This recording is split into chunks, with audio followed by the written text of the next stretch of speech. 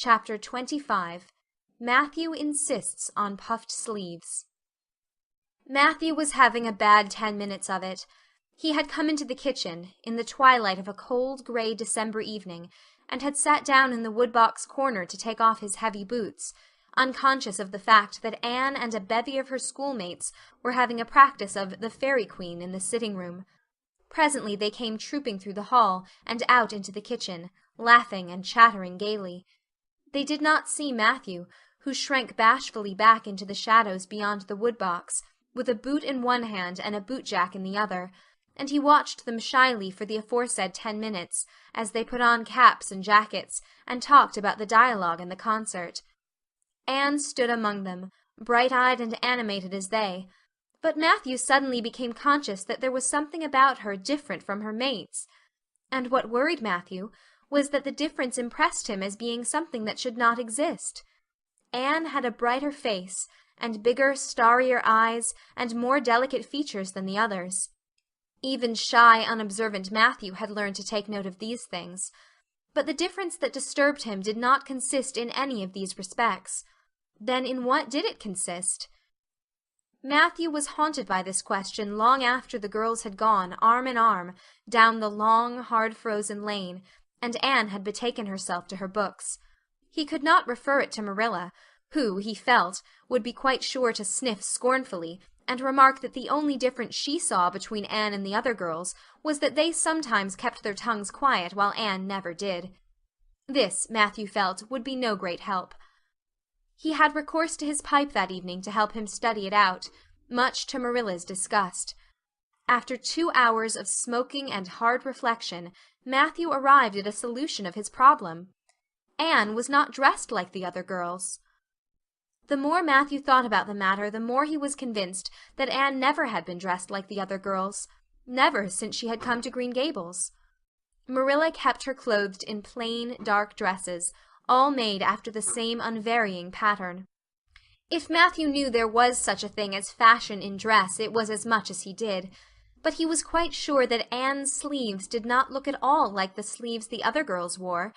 He recalled the cluster of little girls he had seen around her that evening, all gay in waists of red and blue and pink and white, and he wondered why Marilla always kept her so plainly and soberly gowned. Of course it must be all right. Marilla knew best, and Marilla was bringing her up. Probably some wise, inscrutable motive was to be served thereby. But surely it would do no harm to let the child have one pretty dress, something like Diana Barry always wore. Matthew decided that he would give her one. That surely could not be objected to as an unwarranted putting in of his oar. Christmas was only a fortnight off. A nice new dress would be the very thing for a present. Matthew, with a sigh of satisfaction, put away his pipe and went to bed, while Marilla opened all the doors and aired the house. The very next evening Matthew betook himself to Carmody to buy the dress, determined to get the worst over and have done with it. It would be, he felt assured, no trifling ordeal. There were some things Matthew could buy and prove himself no mean bargainer, but he knew he would be at the mercy of shopkeepers when it came to buying a girl's dress. After much cogitation, Matthew resolved to go to Samuel Lawson's store instead of William Blair's. To be sure, the Cuthberts always had gone to William Blair's. It was almost as much a matter of conscience with them as to attend the Presbyterian church and vote Conservative. But William Blair's 2 daughters frequently waited on customers there, and Matthew held them in absolute dread. He could contrive to deal with them when he knew exactly what he wanted and could point it out, but in such a matter as this, requiring explanation and consultation, Matthew felt that he must be sure of a man behind the counter. So he would go to Lawson's, where Samuel or his son would wait on him. Alas, Matthew did not know that Samuel, in the recent expansion of his business, had set up a lady clerk also. She was a niece of his wife's, and a very dashing young person indeed, with a huge drooping pompadour, big rolling brown eyes, and a most extensive and bewildering smile. She was dressed with exceeding smartness, and wore several bangle bracelets that glittered and rattled and tinkled with every movement of her hands. Matthew was covered with confusion at finding her there at all, and those bangles completely wrecked his wits at one fell swoop. "What can I do for you this evening, Mr. Cuthbert?" Miss Lucilla Harris inquired, briskly and ingratiatingly, tapping the counter with both hands. Have you well now, say any garden rakes? Stammered Matthew. Miss Harris looked somewhat surprised, as well she might, to hear a man inquiring for garden rakes in the middle of December. "I believe we have 1 or 2 left over," she said. "but they're upstairs in the lumber room. I'll go and see." During her absence Matthew collected his scattered senses for another effort. When Miss Harris returned with the rake and cheerfully inquired, "Anything else tonight, Mr. Cuthbert?" Matthew took his courage in both hands and replied, Well now, since you suggest it, I might as well buy some hayseed. Miss Harris had heard Matthew Cuthbert called odd. She now concluded that he was entirely crazy. "We only keep hayseed in the spring," she explained loftily. "We've none on hand just now." Oh, certainly, just as you say, stammered unhappy Matthew, seizing the rake and making for the door. At the threshold he recollected that he had not paid for it, and he turned miserably back. While Miss Harris was counting out his change, he rallied his powers for a final desperate attempt. Well now, if it isn't too much trouble, I might as well, that is, I'd like to look at some sugar. "White or brown?" queried Miss Harris patiently. Oh, well now, brown, said Matthew feebly. "There's a barrel of it over there," said Miss Harris, shaking her bangles at it. "It's the only kind we have." I'll take 20 pounds of it, said Matthew, with beads of perspiration standing on his forehead. Matthew had driven halfway home before he was his own man again. It had been a gruesome experience, but it served him right, he thought, for committing the heresy of going to a strange store. When he reached home he hid the rake in the tool-house, but the sugar he carried in to Marilla. "Brown sugar!" exclaimed Marilla. "Whatever possessed you to get so much? You know I never use it except for the hired man's porridge or black fruit cake. Jerry's gone, and I've made my cake long ago. It's not good sugar either. It's coarse and dark. William Blair doesn't usually keep sugar like that." I thought it might come in handy sometime, said Matthew, making good his escape. When Matthew came to think the matter over, he decided that a woman was required to cope with the situation. Marilla was out of the question. Matthew felt sure she would throw cold water on his project at once. Remained only Mrs. Lynde, for of no other woman in Avonlea would Matthew have dared to ask advice. To Mrs. Lynde he went accordingly, and that good lady promptly took the matter out of the harassed man's hands. "Pick out a dress for you to give Anne?" "To be sure I will. I'm going to Carmody tomorrow, and I'll attend to it. Have you something particular in mind? No? Well, I'll just go by my own judgment then. I believe a nice rich brown would just suit Anne, and William Blair has some new Gloria in that's real pretty. Perhaps you'd like me to make it up for her, too, seeing that if Marilla was to make it, Anne would probably get wind of it before the time and spoil the surprise. Well, I'll do it. No, it isn't a mite of trouble. I like sewing. I'll make it to fit my niece Jenny Gillis, for she and Anne are as like as 2 peas as far as figure goes." Well now, I'm much obliged. said Matthew. And I don't know, but I think they make the sleeves different nowadays to what they used to be. If it wouldn't be asking too much, I'd like them made in the new way. Puffs? Of course. You needn't worry a speck more about it, Matthew. I'll make it up in the very latest fashion," said Mrs. Lynde. To herself she added when Matthew had gone, "It'll be a real satisfaction to see that poor child wearing something decent for once. The way Marilla dresses her is positively ridiculous, that's what. And I've ached to tell her so plainly a dozen times. I've held my tongue, though, for I can see Marilla doesn't want advice, and she thinks she knows more about bringing children up than I do, for all she's an old maid. But that's always the way. Folks that has brought up children know that there's no hard and fast method in the world that'll suit every child. But them as never have think it's all as plain and easy as Rule of 3. Just set your 3 terms down so fashion, and the sum'll work out correct. But flesh and blood don't come under the head of arithmetic, and that's where Marilla Cuthbert makes her mistake. I suppose she's trying to cultivate a spirit of humility in Anne by dressing her as she does, but it's more likely to cultivate envy and discontent. I'm sure the child must feel the difference between her clothes and the other girls. But to think of Matthew taking notice of it!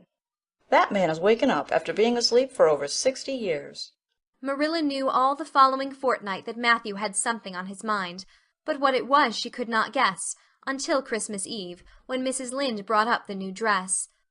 Marilla behaved pretty well on the whole, although it is very likely she distrusted Mrs. Lynde's diplomatic explanation that she had made the dress because Matthew was afraid Anne would find out about it too soon if Marilla made it.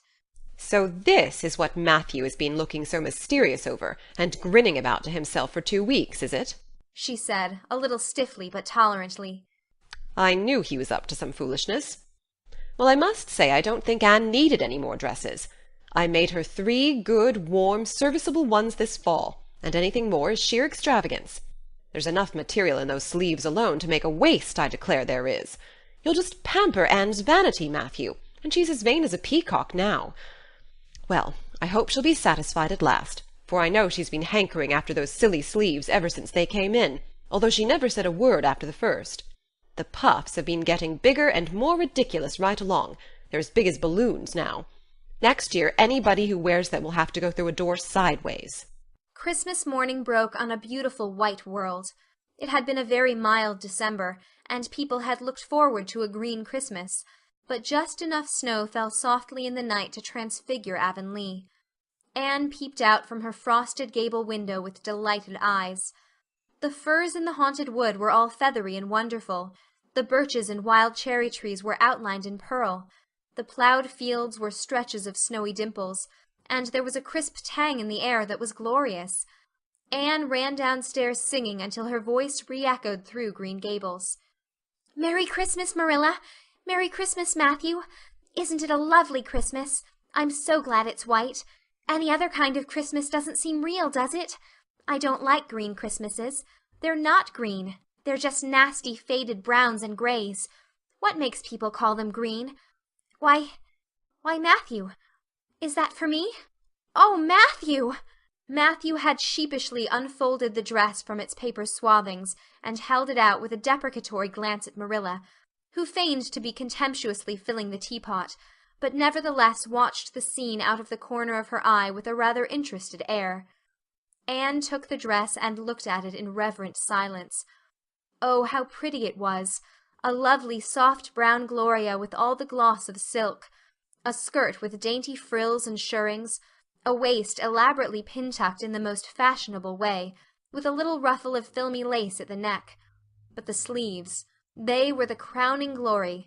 Long elbow cuffs, and above them 2 beautiful puffs divided by rows of shirring and bows of brown silk ribbon.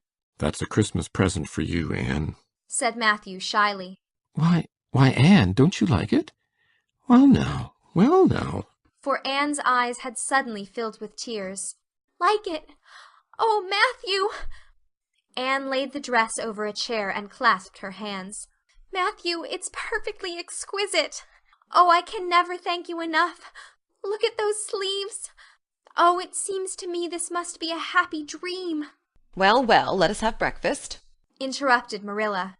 "I must say, Anne, I don't think you needed the dress, but since Matthew has got it for you, see that you take good care of it. There's a hair ribbon Mrs. Lynde left for you. It's brown to match the dress. Come now, sit in." "I don't see how I'm going to eat breakfast," said Anne rapturously. "Breakfast seems so commonplace at such an exciting moment. I'd rather feast my eyes on that dress. I'm so glad that puffed sleeves are still fashionable. It did seem to me that I'd never get over it if they went out before I had a dress with them. I'd never have felt quite satisfied, you see. It was lovely of Mrs. Lynde to give me the ribbon, too. I feel that I ought to be a very good girl indeed. It's at times like this I'm sorry I'm not a model little girl, and I always resolve that I will be in future. But somehow it's hard to carry out your resolutions when irresistible temptations come. Still, I really will make an extra effort after this." When the commonplace breakfast was over, Diana appeared, crossing the white log bridge in the hollow, a gay little figure in her crimson ulster. Anne flew down the slope to meet her.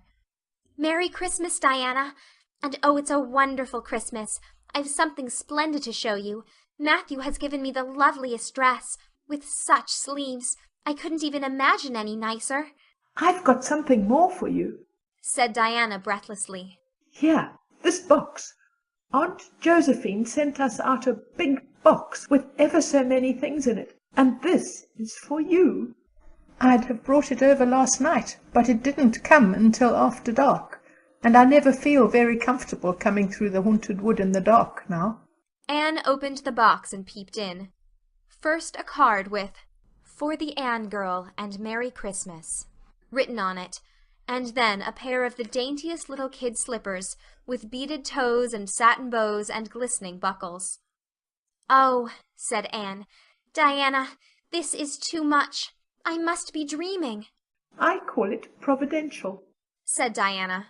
You won't have to borrow Ruby's slippers now, and that's a blessing, for they're 2 sizes too big for you, and it would be awful to hear a fairy shuffling. Josie Pye would be delighted. Mind you, Rob Wright went home with Gertie Pye from the practice night before last. Did you ever hear anything equal to that? All the Avonlea scholars were in a fever of excitement that day, for the hall had to be decorated and a last grand rehearsal held. The concert came off in the evening and was a pronounced success. The little hall was crowded. All the performers did excellently well, but Anne was the bright particular star of the occasion, as even envy, in the shape of Josie Pye, dared not deny. "Oh, hasn't it been a brilliant evening?" sighed Anne, when it was all over and she and Diana were walking home together under a dark, starry sky. Everything went off very well, said Diana practically. I guess we must have made as much as $10. Mind you, Mr. Allen is going to send an account of it to the Charlottetown papers. "Oh, Diana, will we really see our names in print? It makes me thrill to think of it. Your solo was perfectly elegant, Diana. I felt prouder than you did when it was encored. I just said to myself, 'It is my dear bosom friend who is so honored.'" Well, your recitations just brought down the house, Anne. That sad one was simply splendid. "Oh, I was so nervous, Diana. When Mr. Allen called out my name, I really cannot tell how I ever got up on that platform. I felt as if a million eyes were looking at me and through me, and for one dreadful moment I was sure I couldn't begin at all. Then I thought of my lovely puffed sleeves and took courage. I knew that I must live up to those sleeves, Diana. So I started in, and my voice seemed to be coming from ever so far away. I just felt like a parrot. It's providential that I practiced those recitations so often up in the garret, or I'd never have been able to get through. Did I groan all right?" Yes, indeed, you groaned lovely, assured Diana. "I saw old Mrs. Sloane wiping away tears when I sat down. It was splendid to think I had touched somebody's heart. It's so romantic to take part in a concert, isn't it? Oh, it's been a very memorable occasion indeed." Wasn't the boys' dialogue fine? said Diana. Gilbert Blythe was just splendid. Anne, I do think it's awful mean the way you treat Gil. Wait till I tell you. When you ran off the platform after the fairy dialogue, one of your roses fell out of your hair. I saw Gil pick it up and put it in his breast pocket. There now, you're so romantic that I'm sure you ought to be pleased at that. "It's nothing to me what that person does," said Anne loftily. "I simply never waste a thought on him, Diana." That night Matthew and Marilla, who had been out to a concert for the first time in 20 years, sat for a while by the kitchen fire after Anne had gone to bed. "Well, now, I guess our Anne did as well as any of them," said Matthew proudly. "Yes, she did," admitted Marilla. "She's a bright child, Matthew. And she looked real nice, too. I've been kind of opposed to this concert scheme, but I suppose there's no real harm in it after all. Anyhow, I was proud of Anne tonight, although I'm not going to tell her so." "Well, now, I was proud of her, and I did tell her so, for she went upstairs," said Matthew. "We must see what we can do for her some of these days, Marilla. I guess she'll need something more than Avonlea school by and by." "There's time enough to think of that," said Marilla. "She's only 13 in March. Though tonight it struck me she was growing quite a big girl. Mrs. Lynde made that dress a mite too long, and it makes Anne look so tall. She's quick to learn, and I guess the best thing we can do for her will be to send her to Queen's after a spell. But nothing need be said about that for a year or two yet."